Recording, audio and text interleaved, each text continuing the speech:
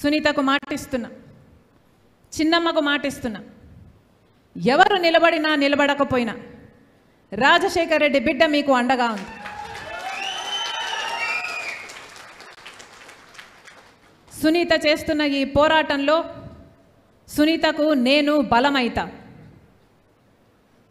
సునీత హత్య చేసిన వారికి శిక్ష పడాలి అని చేస్తున్న ఈ న్యాయ పోరాటంలో, ధర్మ పోరాటంలో సునీతకు నేను ఒక ఆయుధమైతా. ఈ మట్టి మీద పుట్టా, ఇదే మట్టి మీద పుట్టా, ఈ గడ్డ సాక్షిగా మాటిస్తున్నా.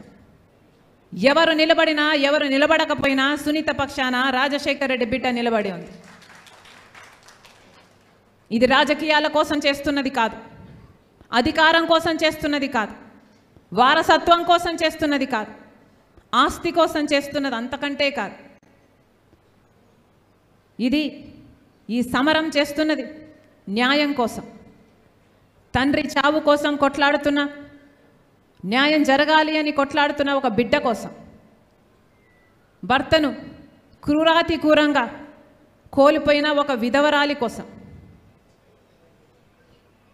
చిన్నాన ఆత్మశాంతి కోసం చేస్తున్నాను. అందుకే ప్రజలందరికీ పిలుపునిస్తున్నాం. ఒక పులివెందుల ప్రజలే కాదు, ఒక కడప జిల్లా ప్రజలే కాదు, యావత్ తెలుగు ప్రజలందరూ, ఆంధ్ర రాష్ట్ర ప్రజలందరూ, తెలుగు ప్రజలందరూ ఒక నిర్ణయం తీసుకోవాలి. న్యాయం పక్షాన నిలబడాలి అని ఒక నిర్ణయం తీసుకోవాలి. నిజం పక్కన నిలబడాలి అని ఒక నిర్ణయం తీసుకోవాలి. న్యాయం గెలవాలి, ధర్మం గెలవాలి, హత్య రాజకీయాలను చీకొట్టాలి, హంతకులను కాపాడుతున్న వాళ్ళకు కూడా ఒక గుణపాఠం కావాలి, నిజం గెలవాలి.